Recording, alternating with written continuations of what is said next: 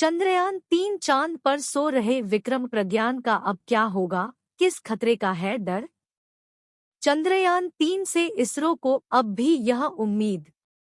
Chandrayaan-3 update. भारतीय अंतरिक्ष अनुसंधान संगठन इसरो के अध्यक्ष एस सोमनाथ का कहना है कि चंद्रयान-3 का रोवर प्रज्ञान चंद्रमा की सतह पर सुप्तावस्था में है, लेकिन इसके फिर से सक्रिय होने की संभावना से इनकार नहीं किया जा सकता है।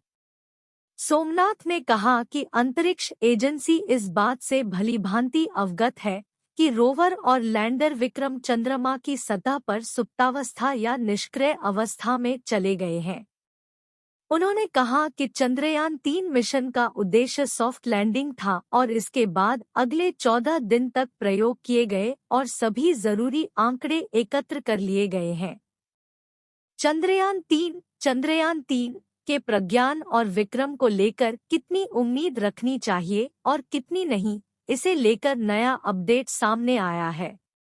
इसरो यानी भारतीय अंतरिक्ष अनुसंधान संगठन का महत्वाकांक्षी मून मिशन चंद्रयान-3 फिलहाल चंद्रमा पर निष्क्रिय अवस्था यानी सुप्त अवस्था में है। मिशन चंद्रयान-3 को हमेशा के लिए स्लिप मोड में डाल दिया गया है।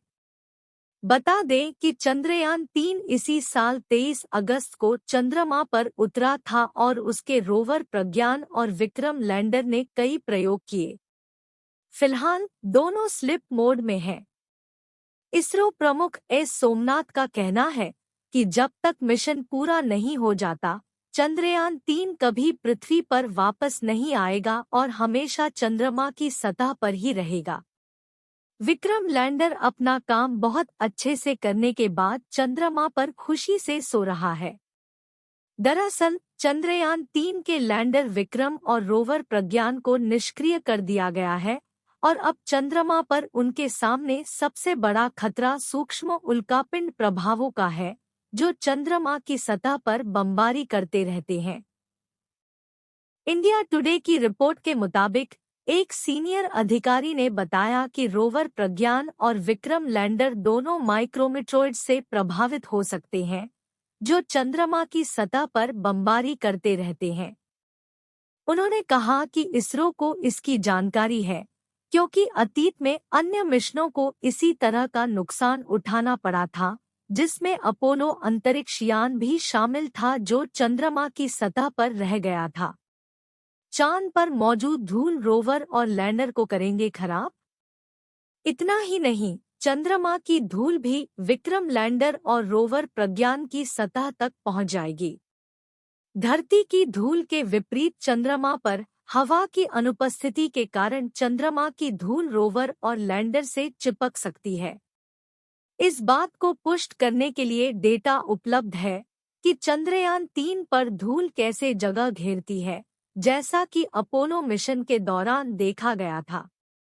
बहरहाल चंद्रयान-3 के अब तक के प्रदर्शन से इसरो वैज्ञानिक संतुष्ट है, क्योंकि चंद्रयान-3 ने वही किया जो उसे चंद्रमा पर करने के लिए बनाया गया था और स्लिप मोड में जाने से पहले अपना 14 दिवसीय लंबा मिशन सफलतापूर्वक पूरा किया। इसरो प्रमुख ने दिया चंद्रयान-3 पर अपडेट। वहीं भारतीय अंतरिक्ष अनुसंधान संगठन इसरो के अध्यक्ष एस सोमनाथ का कहना है कि चंद्रयान-3 का रोवर प्रज्ञान चंद्रमा की सतह पर सुप्तावस्था में है, लेकिन इसके फिर से सक्रिय होने की संभावना से इनकार नहीं किया जा सकता है। सोमनाथ ने कहा कि अंतरिक्ष एजेंसी इस बात से भलीभांति अवगत है कि रोवर और लैंडर विक्रम चंद्रमा की सतह पर सुप्तावस्था या निष्क्रिय अवस्था में चले गए हैं। उन्होंने कहा कि चंद्रयान-3 मिशन का उद्देश्य सॉफ्ट लैंडिंग था और इसके बाद अगले 14 दिन तक प्रयोग किए गए और सभी जरूरी आंकड़े एकत्र कर लिए गए हैं।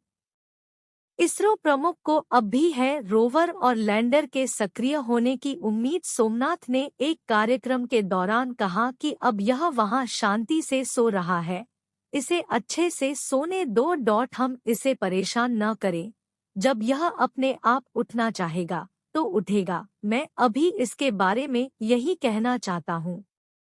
यह पूछे जाने पर कि क्या इसरो को अब भी उम्मीद है कि रोवर फिर से सक्रिय हो जाएगा, उन्होंने कहा कि उम्मीद रखने का कारण है। सोमनाथ ने अपनी उम्मीद के कारण बताते हुए कहा कि इस मिशन में एक लैंडर और एक रोवर शामिल थे। उन्होंने बताया कि चूंकि लैंडर एक विशाल संरचना है, इसलिए इसका पूरी तरह से परीक्षण नहीं किया जा सका। उन्होंने कहा कि लेकिन जब रोवर का परीक्षण 0 से 200 डिग्री सेल्सियस नीचे पर किया गया, तो यह उससे भी कम तापमान पर काम करता हुआ पाया गया। इसरो प्रमुख ने स्पष्ट किया कि चंद्रयान-3 मिशन का उद्देश्य पूरा हो गया है। उन्होंने कहा कि इसरो मिशन के माध्यम से एकत्र किए गए वैज्ञानिक डेटा का पता लगाने की कोशिश कर रहा है।